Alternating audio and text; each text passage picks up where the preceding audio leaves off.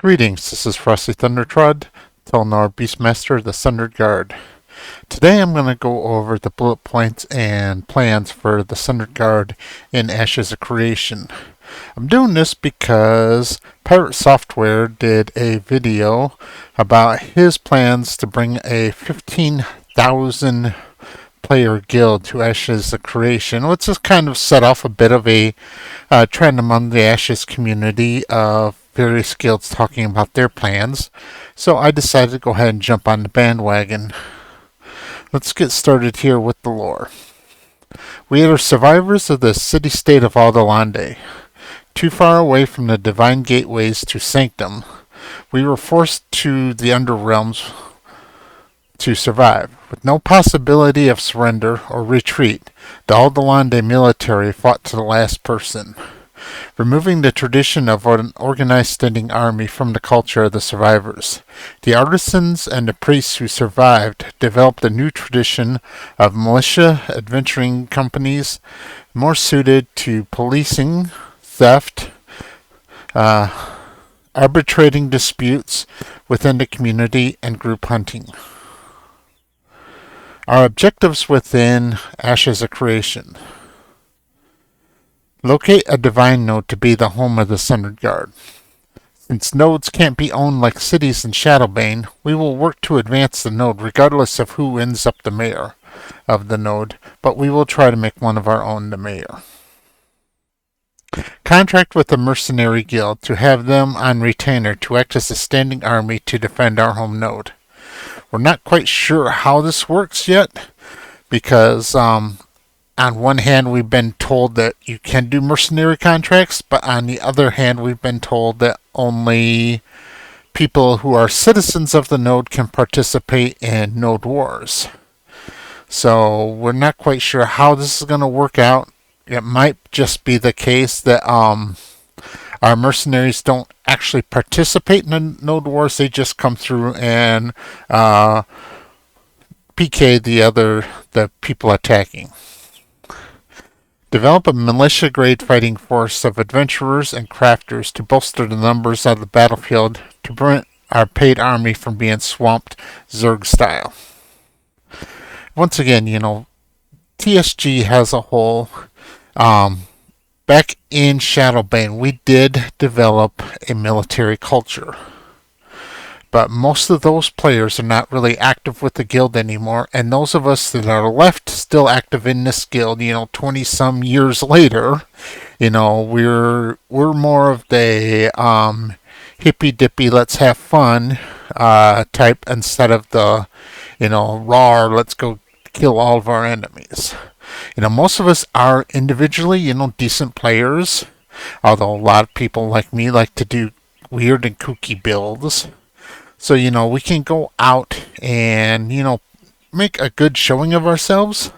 But at the same token, 10 of us showing up with whatever random characters that we find enjoyable is going to lose every time to a military-focused guild that shows up with 10 players in a spec group.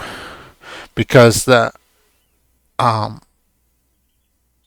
ability of spec groups to work together is completely superior to random characters just thrown into a group together. So we're going to be mostly militia when it comes to fighting. Now, one thing we are still good at, however, is small PvP. Because if we're in our node, there are going to be rogues that come around and try to grief us, and we have a long history of running small groups of 2 or 3 people that just run around, chase down assassins, thieves, and just hunt them mercilessly, to get them out of our city when we were in Shadowbane. This is a capability we still have internally. Make our node the go-to for adventurers seeking pre-raid buffs and consumables. Roles. This is where new players can advance into. These are going to be kind of NCOs. This part is going to be the most subject to change, because most of this is stuff that I've written just by reading the wiki. So, let's go. Different mindsets of players lead to players excelling at certain aspects of the game.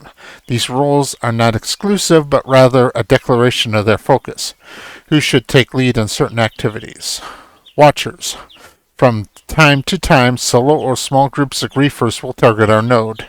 We need to have people internally to fight these small-scale PvP battles. Once again, this is an excellent place for our scouts, our rangers. If you like running, 2-3 man groups, to hunt down, rogues that are stirring up trouble, this is the place for you. Hunters. Everyone has to PvP the level, but some players like to go further in dungeons and raiding. These activities are essential to maintaining the nodes, and being a raider is a different mindset from PvP or crafting. I would also say it's a different mindset from just doing instance dungeons or maybe world bosses. Being a serious raider is a serious dedication. I have one officer who is a serious hardcore raider. I, however, am not a raider. I will do dungeons, I will do open world bosses, but at this point in my life, especially as being the guild leader, I cannot dedicate the time to being in a guild. Also, as a personal life, I have 2 disabled people in my household I have to take care of. So I can't, set aside 3 hours to, go and run a raid. It is not often for one or the other person that I'm taking care of to need something from me every 30 to 45 minutes. So that's a severe limitation on my play style. So for that reason, I'm focusing more on the crafting and the PvE sides of the game. Politics. Since we are looking to live in a divine node, political control of the node comes through the church. The Tolnar religion is a mixed religion, making it more open to everyone than other religions in the game. This is based on lore. Game mechanics of this are completely unknown to us at this time. In fact, we know there's 10 gods. We have the name of 6 of them. We know there's 3 of them that went evil, and then there's a 7th good god that we don't know its name, don't know anything about it other than it exists. Logistics. People will need to gather locally, but more importantly, people will need to take our surplus of materials and products to other nodes to sell, and bring back mats that we don't have and gear that we need as well. From looking at the caravan system right now, I'm going to say we're not actually going to run caravans themselves, because in the amount of time it takes to gather a caravan, get a group of escorts going, you can just have, each of the escort carry part of the caravan and just make the run so much faster. And that way, even if some of the group transporting the goods do get killed, and they do drop, a portion of those mats, we're dropping a portion of a portion instead of losing the entire caravan. Crafters. In the Divine Node, we probably won't have the best equipment crafters, but we should have the best enchanters and alchemists. Once again, this is just a statement from the wiki. We don't absolutely know this is true, but it is believed to be the case right now. But we still need crafters in the node for repairs and standard equipment. But a master smith might have to live in a different node and be supported by us with convoys so that they can send the good gear back. It is my sincere hope that how this is going to work is that the academic or college nodes, you're going to have the best equipment made there, and then we'll bring it back to our node where we'll put the best enchantments on that equipment, and then we will have really top line gear. Why Tolnar? Tolnar are a mix of every playable race and several non-playable races as well, giving the Tolnar the most choices of character creation to play. By starting as a single race, The guild can start together in the same area and be able to give advice to players who don't jump in on day one, since everyone will know the starting area. Once we have moved to our node, non-Talnar who live in the same node will be welcome to join. Okay, so we're playing as a religious guild and a religious node. So we are advancing the Talnar religion. So any non-Talnar who, RP-wise convert to the Talnar religion will be allowed to join the guild after we're settled in the node. But everybody starting off with us at the very start of the game will be a Talnar. Also, this gives everybody else who wants an alt that's not a Talnar a chance to roll an alt that's not a Talnar and still play with the rest of the guild. Guild size and scope. The guild size will be limited to around 60 people. 666 cats, 575 chickens, 18 ducks. And as many dogs as we can get that are good boys and good girls. The guild is an RP light mentality. Unbalanced and somewhat mentally disturbed. More like Deadpool than the Joker, please. Cult of the Talnar faith.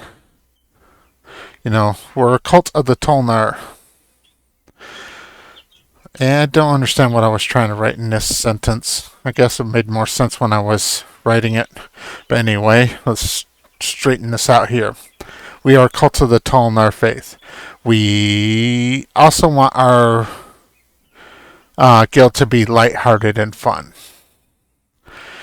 We want some degree of role play, but we're not going to be, clearly sentence 7 of paragraph 8 on page 3 of Stephen Sharif's manifesto says that, we're not going to be that specific. If you're within 3 degrees of Ashen's lore and your role play is fun and amusing, you're welcome. Leadership. The guild leader is an autocrat.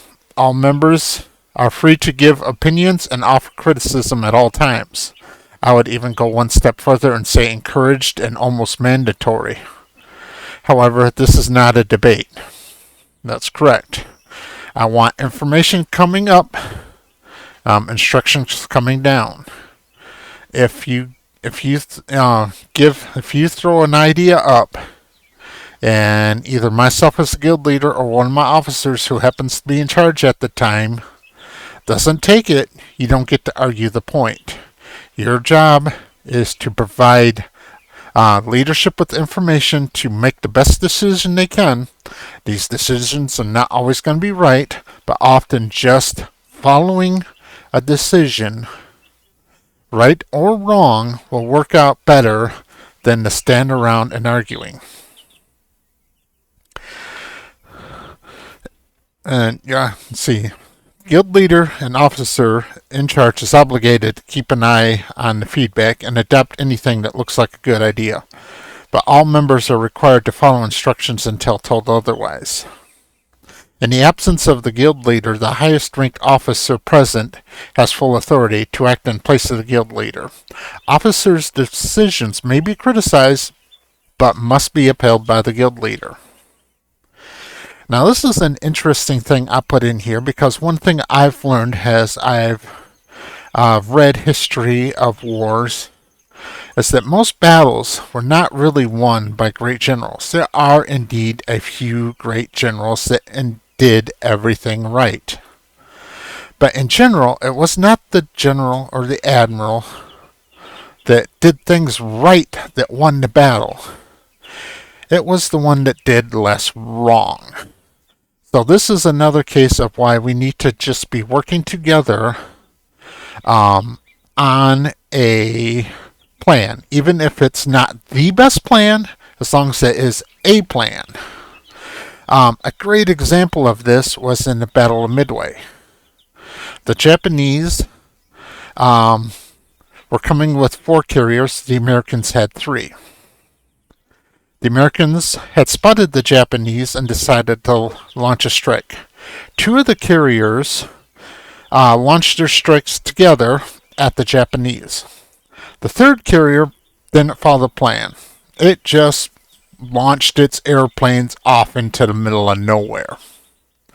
Now, the Americans were doing several things wrong here. One, they were not coordinating between the characters. Each carrier was launching all of its planes in turn. So instead of, having one carrier launch a, squadron of fighters and the other carrier, launch a squadron of bombers and those two squadrons go off together and then swapping back and forth. What they would do is each carrier would launch all of its planes. They'd just mill around in the area. Then the entire carrier's planes would go off together. Now, these two carrier flight groups arrived over the Japanese Navy. Now, the Japanese admiral, he had been dithering back and forth. Instead of making a decision to either load torpedoes and go after ships or load bombs and go after Midway Island, he kept switching back and forth. He couldn't come up with a plan and stick to it because he kept, bouncing back and forth. There was too much debating within his command structure. And the results was, when the Americans arrived, all of his planes were on the decks of his ships. And what would have been, only minor, relatively, easily managed damage turned out to be fatal. And that's even with a third of the American force just flying around out in the middle of nowhere, and most of those planes never made it back. But because of the fact that the Japanese made a bigger mistake and did not, actually take a plan and follow through with it, they dithered back and forth, they lost the battle, and they lost the battle decisively. This was the turning point of the war. Up until this point, they'd won everything. But from this point on, they started losing everything. This is an important lesson for us to remember as we go into this game. Private and guild property. The guild will maintain a guild hall for administrative and social functions of the guild, and a freehold focused on processing. There is a good chance that both of these will be the same building, because only a certain number of guild halls are allowed. So if you have if our node advances to a metropolis, only 3 guilds within that metropolis will be a patron of that metropolis node and be able to have a guild hall in it. So since we're artificially limiting our numbers to 60, there's a chance that we won't be one of the patron guilds, but you know what? If we play it well and keep on the plan, we very well might be one of the patron guilds of the node. Now, where was I? Alright. There will be a fee for guild members to use the facility. They will be charged just enough to cover the cost of the facility. Node citizens will be charged a small markup. All others will be charged full price. However, the price must allow the non-citizen room to still make a profit of their own after using our facilities. This is an idea that basically, if we jack our prices up as much as possible, someone desperate might come along and use them, and yes, we will make a lot of node currency or glint or gold on that one transaction.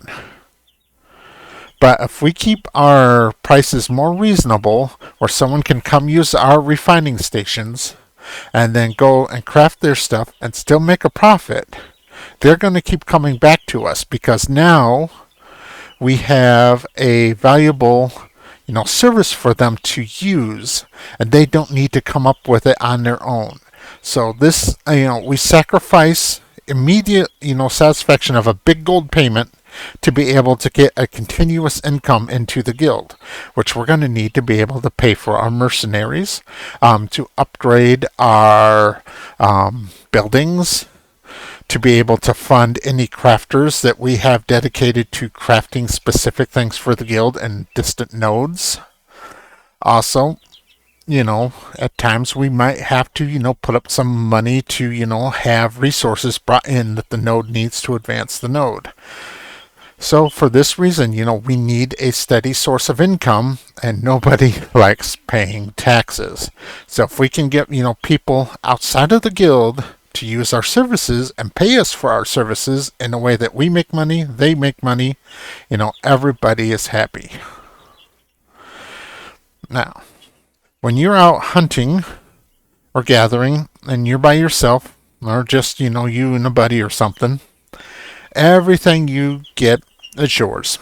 You don't have to share anything with the guild.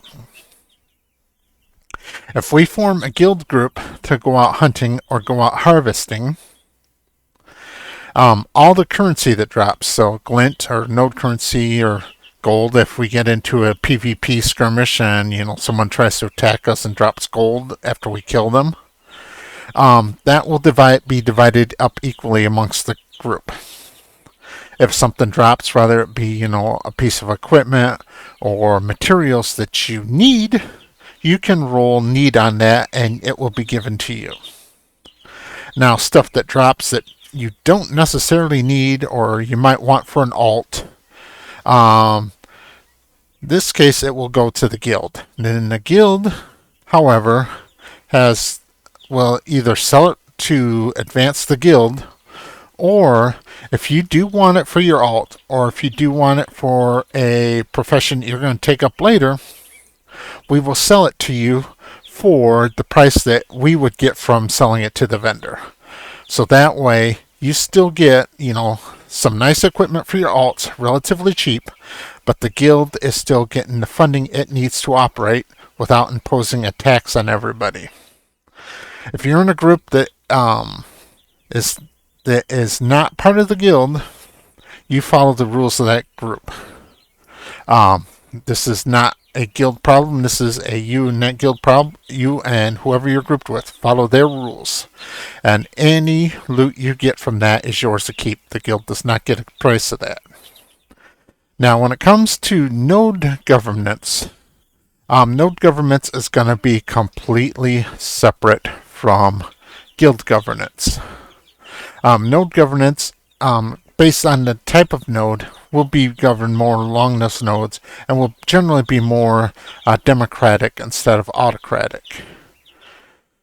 Let's see. Anybody who has the desire to, if you want a freehold outside of the guild freehold, you can make a deal with the node and you can have a free node. If you want a house in the node, you can make a deal with them and have a house in the node. We're not going to ban that. We're not going to say you have to have our permission. We're only going to maintain our guild hall and our guild freehold. Beyond that, any property you want is between you and the node governors. Hopefully that'll be us, but there's no guarantee that actually will be the case.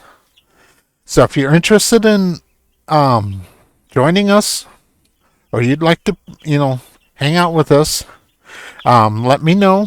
I have the Sundered Gard does have a Discord where you can jump in and hang out with us. We officially have a website, but our website is very old and it keeps getting taken down because it's built on a 20-year-old PHP build. So if you go to sunderedguard.com, you'll find that that domain does exist, but the website won't load because PHP, I think it's 3 that we're using, has several well-known security exploits. So there's just no point in us keeping it up because, every Chinese hacker that sees the site just was taking it down, putting up porn, putting up Bitcoin, whatever. So until we decide that we actually need the website, it's mostly just used to store memories. Because every once in a while, if we want to pull up a post that we made, back in 2010, we'll put the website back up, grab whatever posts we want out of it, and then, take the website back down. Thank you very much for watching.